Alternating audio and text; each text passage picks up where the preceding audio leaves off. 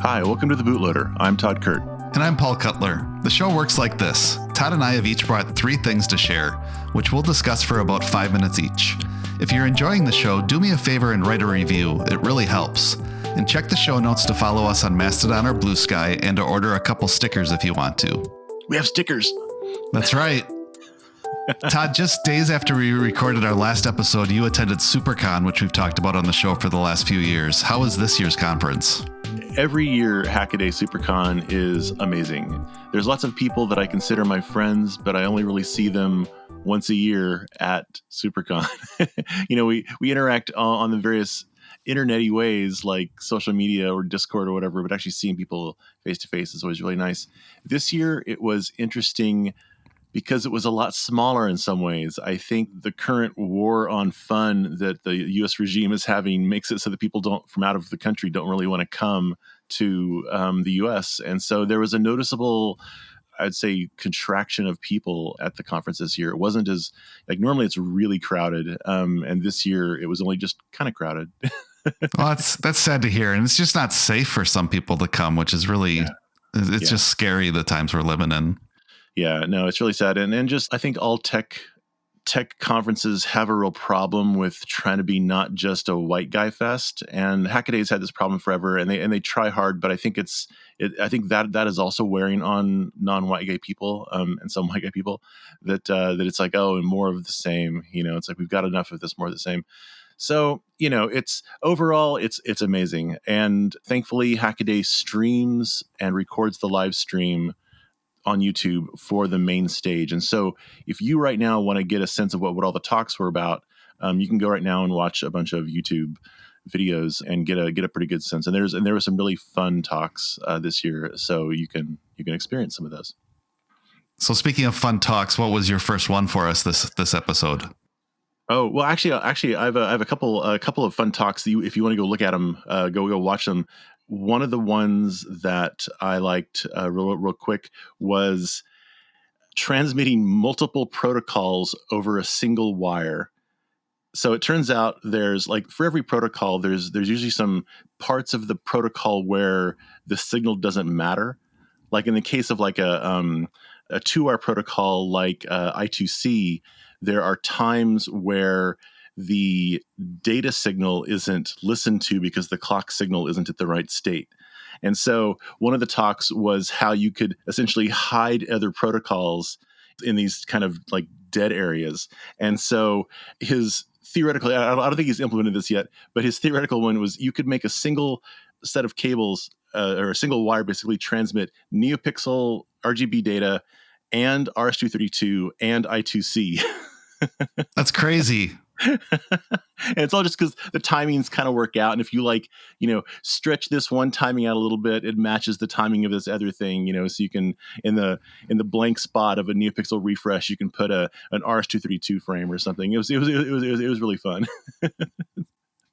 Not something you want to do in production. But one of the other things that the Supercon has is a series of workshops. And these are things, sort of optional things you can buy that will teach you a thing. And some of the cool workshops were how to learn Rust, embedded Rust. Sean Heimel taught that. There's by Stefani and Bob Hickman, they did a thing on how to do generative art on an LED matrix for blinging up your costumes or whatever. And so there's all these cool things. One of the ones I did, the only one I did, was about the Arduino Uno Q, the new Arduino board that Arduino came out with.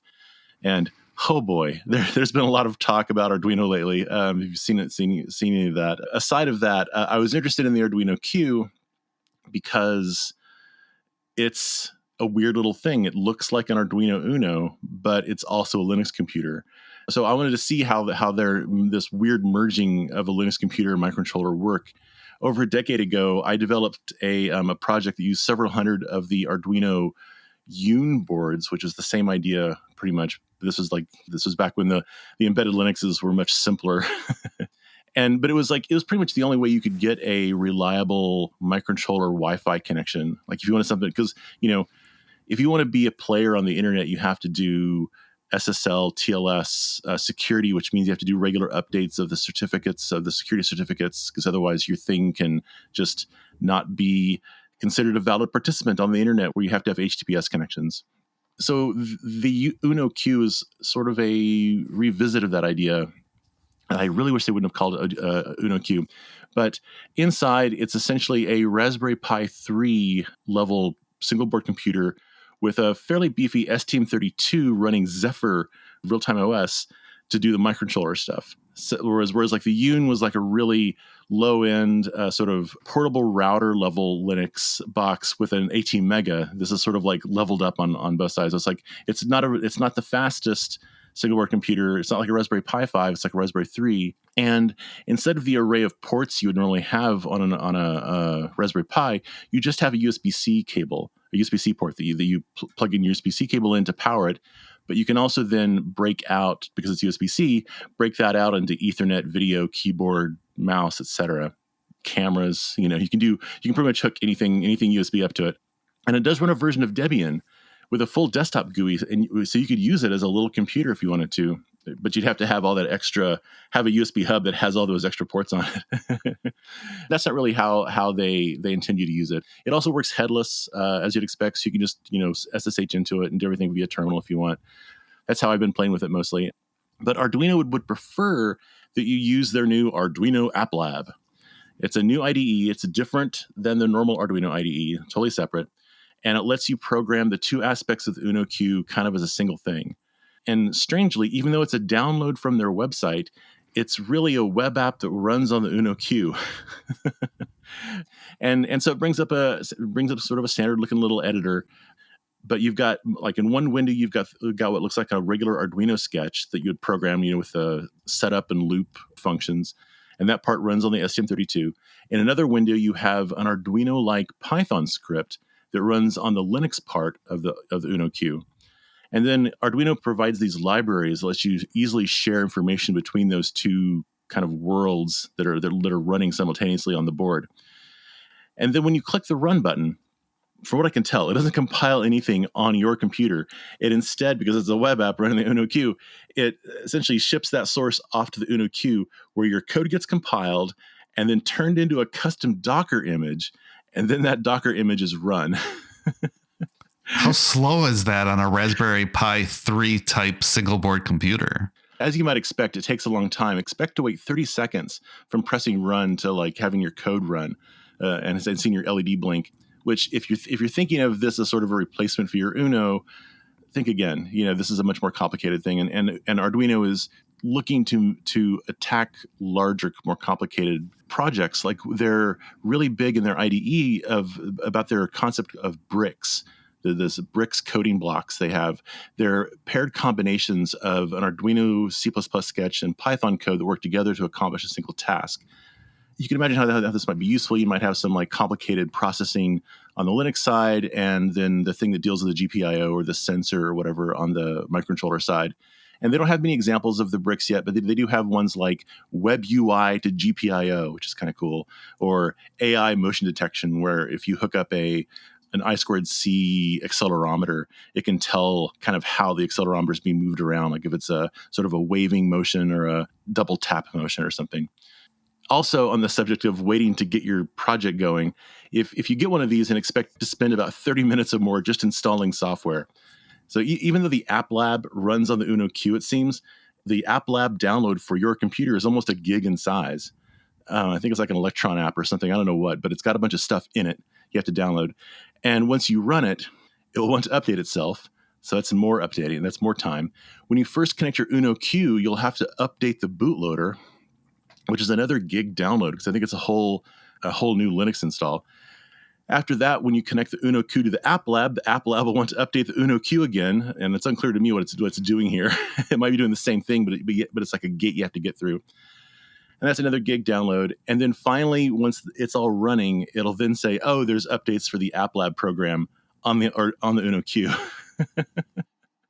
And so all these steps, reflashing bootloader, reflashing Linux distro, reflashing App Lab, all these can fail in weird ways that you have no real feedback for.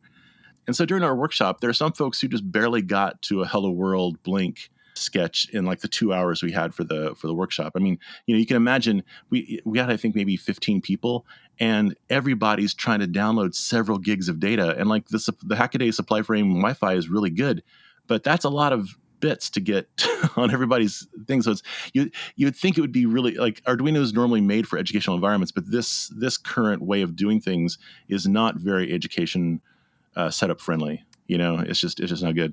And so if you're an instructor hoping to just swap out your Uno Q boards for your normal Uno boards, I would not recommend it. They're entirely different.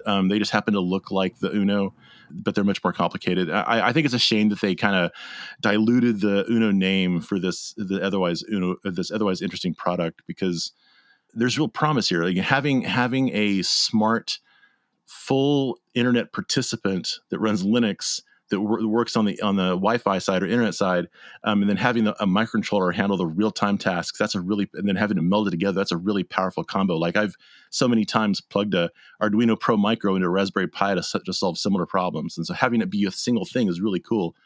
Sean Heimel just posted a blog post about how to use the Arduino app CLI command line tool to do a lot of the stuff that the Arduino App Lab GUI does, but you can do it all via SSH on the command line. So that's like I think an easier way to interact with it. You just SSH into it and you essentially build and run your project on the command line. I think that's easier. If you want something more powerful, there's this single board computer called the Radsa X4, and it's been around for a while. It has like an Intel x86, like an N100 class CPU on it that has an RP2040 built in, so like a Raspberry Pi Pico. And it comes in a Raspberry Pi form factor. And so that's what some people have been using up to now. If you want this sort of combo of like Linux plus microcontroller, it's pretty great because it controls all the pins on the 40-pin header that would normally be on a Raspberry Pi. So that's kind of cool. Who do you think the target market for the Uno Q is? Is it still enthusiasts and makers, or is it really more of a commercial product now that lives on the edge? Yeah, that's a good question. I think it's a bit misguided. So Arduino has, for the last, like maybe almost 10 years now, had a pretty strong industrial offering, which is odd because a lot of us think of Arduino as mostly an educational platform, but they've got a bunch of IoT, like industrial IoT boards that you can get. And those are like hardened and stuff, but they still use the Arduino IDE to program them. And so I suspect this almost feels like, oh, this is the educational version of a future, larger, more robust IoT product. Having this position for the educational market is just not really good right now for education. Just in how I've seen how educators use these little microcontroller boards, just getting going. It's a real motivation and inertia buster when you have to like download so much stuff and have it fail in these really weird ways. That was really one of the powers of the original Arduino, is you could just go from nothing to blink in a few minutes. Not anymore. Yeah. Everything's more complicated. So anyway, I know you didn't go to Supercon, but was there anything in the Supercon videos that you saw that was interesting? Yeah, the one that jumped out at me was, if you're like me and ever wanted to learn more about Meshtastic and how it works, there was a talk by Daryl Strauss called Covert Regional Communication with Meshtastic, which was the last talk of the day at Supercon. I fall into the camp of wanting to learn more about Meshtastic. I keep hearing of it and seeing people getting into it, but all I know is that it uses a LoRa radio. Daryl covers what Meshtastic is, his motivations for using it, and how to make a covert communication system using Meshtastic. If you haven't heard of it, Meshtastic uses LoRa radios peer-to-peer. It's open source and designed around exchanging text messages and data in off-grid environments, also commonly used for IoT hardware. The hardware is cheap, as low as $20 for some boards. Pick a board, flash it with the Meshtastic firmware, configure it, connect it, and you're up and running.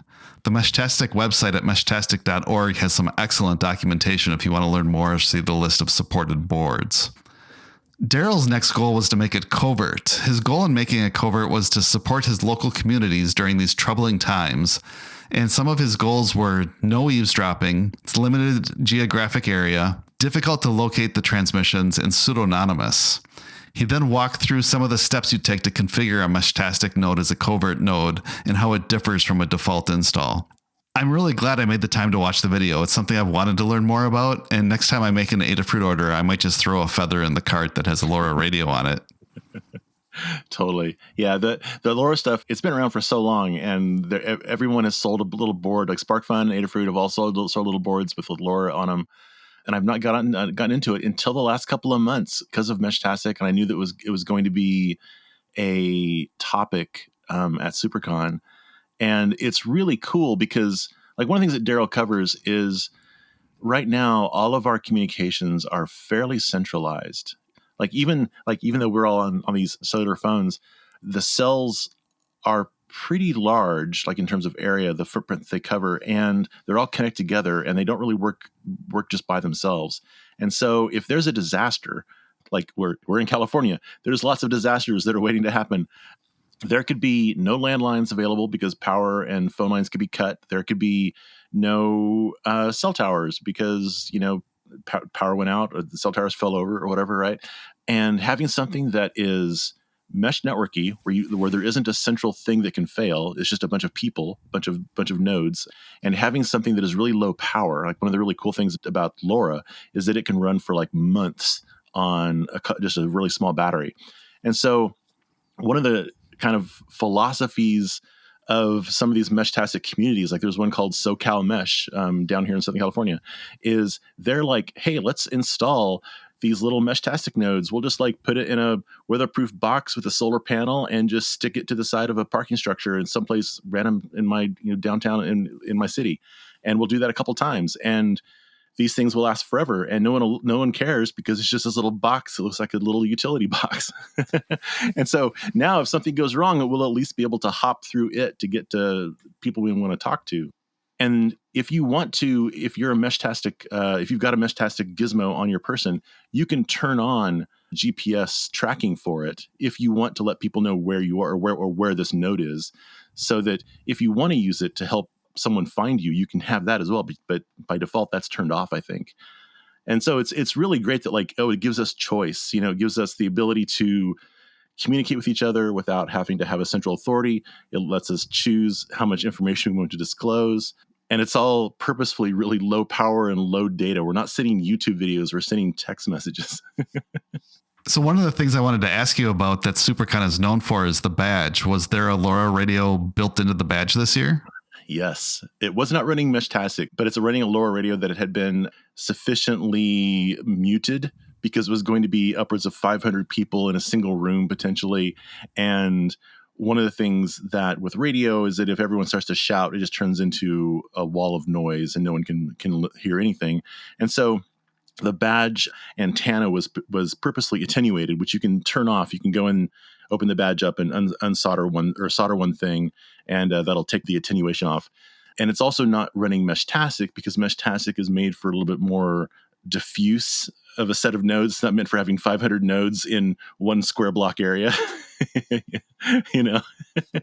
But the thing is that people have been working and they got some initial builds of Meshtastic for the badge. So the badge, it looks kind of like a kind of old computer. It's got a little QWERTY keyboard, a cool little rectangular display, and a little antenna off the top. And it's got a battery inside. Internally, it runs an ESP32S3 and the standard LoRa board that everyone uses. And so it's very similar to some existing Meshtastic compatible boards that are out there from like LilyGo or Waveshare or something. I forget who, but there's some of these Chinese sort of maker vendors that have boards that are very similar. And so the conversion from that to getting Meshtastic to work on the Hackaday badge was really easy. And the cool thing is this badge is so useful because it's a ESP32 with a QWERTY keyboard and a display. Like, just installing a BASIC on it and using it as a little basic computer from the 1980s is really possible. And I guess the keyboard is brand new from Solder Party. Yeah, the keyboard is so nice. It's pretty much the same technology from keyboards of like the late 80s and early 90s of the little like silicone rubber thing with a little like snap dome metal bit above the PCB, so it makes a nice little click when you press. But it's really simple. And Solder Party just released, I don't know if you saw, a little USB keyboard using the same technique for like €8 or something. It's really cool. I wanted to get some, but the shipping was really expensive from Sweden. But yeah, he helped out, or I mean, Solder Party helped out with the keyboard for the badge. This badge is one of the few badges I'm going to actually use after the conference. I hope that they offer it on Tindy or something, because it's really cool. So that's the badge. What is your second item for us this episode? Okay, so to continue the wireless trend, I've recently been looking into ultra-wideband chips. And so I love Apple's AirTags, these little coin-sized, what look like Bluetooth beacons. I put them on everything, my keys, my wallet, my suitcase, maybe even my cat. I got kind of a small cat, so I don't know if it'll fit on him really. But unlike other little Bluetooth trackers, AirTags also do ultra-wideband or UWB. This kind of newish technology allows, among other things, devices like AirTags to be tracked to a few centimeters, which is amazing. Like with normal Bluetooth, your tracking resolution is about a few meters. With Wi-Fi, it's like maybe 5 meters or something. And there's a couple of new dev boards that have a UWB chip and ESP32 Wi-Fi in a single board. And I just ordered some MakerFab, the MakerFab ESP UWB board. They're $40, and they look kind of like your standard ESP32 Wi-Fi board, but with a little weird module that is this Qorvo DMW1000. The Qorvo is QORVO. They're apparently the main company that's making these ultra-wideband chips. That board itself goes for about $20 on DigiKey Mouser. And their chip is supposedly compatible with AirTags. So I'm hoping I can build like a little tracker base station, so I can track the trackers, have like a little display or something that kind of shows. I mean, because you can do all this with your phone with Find My on iPhone, but I think it'd be kind of cool to have a standalone thing that would just kind of say, if I have one on the cat, is the cat nearby? That would be cool. I don't know. You know how cats are, they can kind of like somehow disappear. Like, they're in the house, but like, where the heck are they in the house? And next thing you know, they're sneaking up on you. Yeah. So this UWB technology is really cool. Instead of transmitting at a particular frequency with a particular like sort of width of channel, like with Wi-Fi, it's like 5 gigahertz and the width is like 20 megahertz. And with Bluetooth, the frequency is 2.4 gigahertz and the width of the transmission is like 1 megahertz. UWB is this 5 megahertz or more channel at 6 gigahertz. And instead of transmitting at like a central frequency, the UWB protocol sprays pulses, little radio pulses at various frequencies, at various amplitudes and polarity across that 500 megahertz spectrum. So if you could hear it, it'd sound more like noise compared to the sort of pure chords or arpeggios of Wi-Fi or Bluetooth. And so being able to distinguish and decode these sprayed pulses gives you the benefit of being able to localize where that noise is coming from. These chips can do both like time of flight recording of the radio signal, and also there's like 2 other really fast. Basically, they're able to measure the speed of light effectively. It's kind of crazy, but also because they've got this really wide bandwidth, you can also transmit enormous amounts of data, like upwards of 675 megabits per second if both sides are fully powered and stuff. The downside is you have to be able to hear all that noise. UWB doesn't work well through walls. If you've ever gone outside of a room where a stereo is playing and it gets all muddy, it's kind of that problem. You start to lose the fidelity. So it's more of an in-a-room technology. But it's really interesting. I can't wait to get my hands on some of these ESP32 boards, because then I'll be able to do Bluetooth positioning, Wi-Fi positioning, and now this ultra-wideband positioning. What will you code those boards in? Is this a C or an Arduino project? In the show notes, I've got some links to a couple of essentially blog posts of people doing this, with Arduino, and the Arduino libraries that exist for this Qorvo DMW1000 or whatever have a API where you can just say get range, and so you can find a particular other device and then say how far away that thing is, and then if you have multiple devices, you can then get multiple ranges, and then you can triangulate yourself. You'll have to come back in a future episode and give us an update on your Tracking the Tracker project. Yeah, totally. I got my tracker.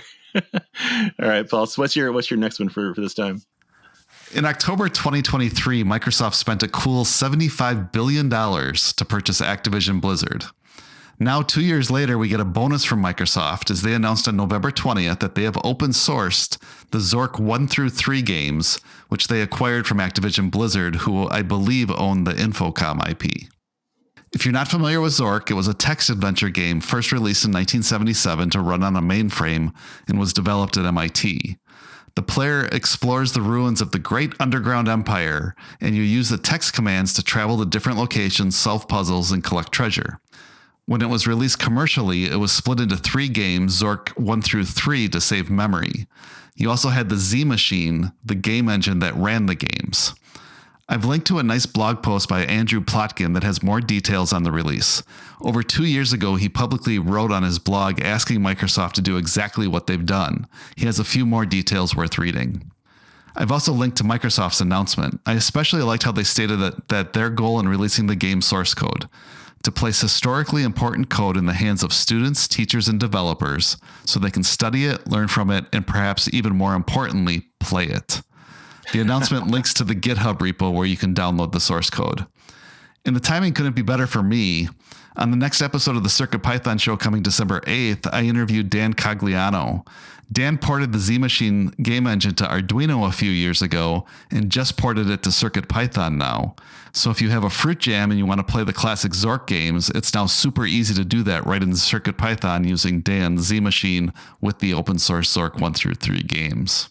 That's so cool. I really loved trying to play Zork on my, whatever the heck it was, Apple II. I was terrible at it, but, just the whole go north, take rock, whatever. Like having the concept of being able to like type English to a computer was so fantastic back then. Of course, now, with LLMs and conversational interfaces, it's so de rigueur. But man, back then it's like trying to figure out, well, what verbs does it know? Does it know fight? Does it know run? Can Right. I run away? And I never could seem to get the commands right. And I was never any good at Zork. Same. Yeah. And for a while, there was like, Infocom was making all these ones. Like they made one called Star. But it was basically Zork in space.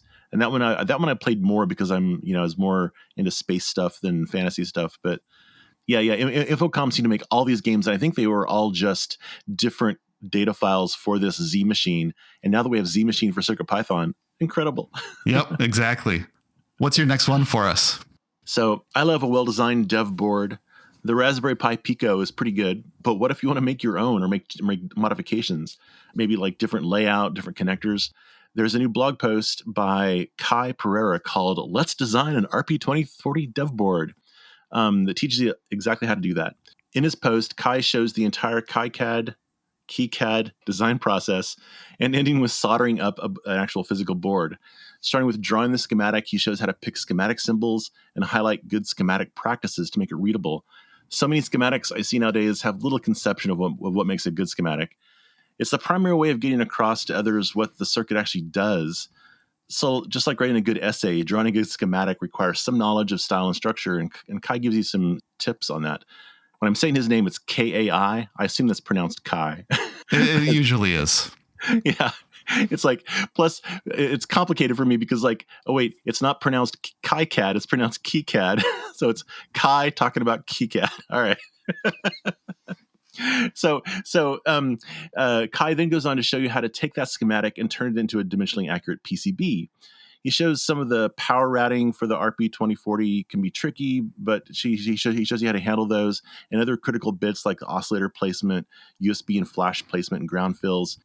He goes and talks about like how to choose the right symbols, both in the schematic, and then how to match those up with the footprints in the PCB. This is like actually kind of a tricky thing to do in all schematic programs. Again, KiCad is a little bit weird to me and how to do it. So showing how to do that is really, really nice. I know how to do all this stuff, but you can do things in KiCad in many different ways. And so it's cool to see someone else show a way that's almost the same, but a little bit different than what I do. It helps me kind of understand how KiCad thinks, And then he takes all that and actually like does an order through PCB, gets the actual PCBs and shows how to solder them up. And so some of these things are described in terms of the schematic and stuff are described in the RP2040 manuals, but it's really nice to see a single blog post and not a video that delineates everything in a step-by-step process describing the reasoning behind it. So even if you know circuit design and RP2040 layout, this post is a great refresher that might teach you some things. Thanks, Guy. Yeah, there's a time and a place for videos, and then there's a time and a place for an actual blog post that details the process. So it's pretty cool to see someone actually take the time to write that out and still have a personal blog in this day and age. So, Yes. kudos to them. Yes. So what's our last one for today? Todd, you and I are both of an age that we were around at the start of microcomputers in the early 80s. Yes, we're old. Back then, you could go into a Babbage's or a Walden Books and buy magazines with basic code or even assembly that you would then program by hand at home, copying direct from the magazine. Well, someone's trying to bring that back, but this time for HTML. The website buld.wtf has launched the DocType magazine. For $10, you get a glossy cover magazine with 10 web apps inside with illustrations and additional information. Their frequently asked questions on the homepage sums it up pretty well. I don't understand. It's a magazine of HTML source code. Yes, you type it in, and then you get to play the games and run the apps. Type it all in. Why? Because it's a lost form of software distribution. It was intriguing and rewarding back then, and maybe it still is now.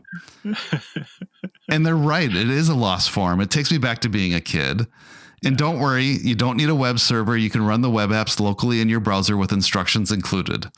I actually recognize one or two of the authors, but I haven't spent the $10 yet to try it out myself. With the holidays here, it might make an interesting gift for someone younger just getting into computers, or someone our age that takes us back to that time when we were kids. My wife, Carlin, she just got me the physical copy of this, which is hilarious. So in that fact, they also have as one of their questions, can I cheat and get a PDF instead? And the answer is no. It's like, you purely have to get the physical paper and do that transcription yourself of going from paper to a screen yourself. So Carlin, my wife, she got me this. She's like, oh, I wanted to give you this for Christmas, but I can't wait. I want to give it to you now. I don't know if you'll like it. I'm like, oh, this is amazing. Yeah, I picked this out not knowing that you had it already. So it's quite the coincidence. Oh, it's so good. Yeah. So yeah, I distinctly remember getting, I think the magazine was called Nibble. It was geared towards Apple II, and it had code everywhere. Like, not only did it have kind of like what DocType has, which is, here's a little program you can type in, and it was just, printed text of the source code that you would type in, but it also would have these articles about a software technique, oh, here's how to do high-res graphics on the Apple II or something. But then also there'd be these little ads, like Beagle Bros was this company that would make these little tips and tricks and tools for your Apple II, and their little quarter-page ad would often have a little 1 or 2 or 5 line program you could type in to do something fun.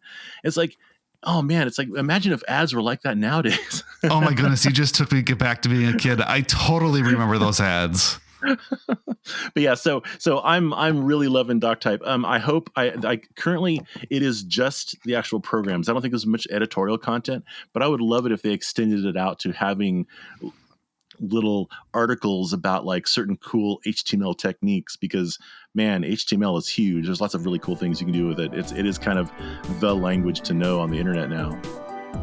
Well, that's our show. Thank you for listening. We're recording this over the Thanksgiving holiday weekend in the US, and we are thankful for every one of you listening.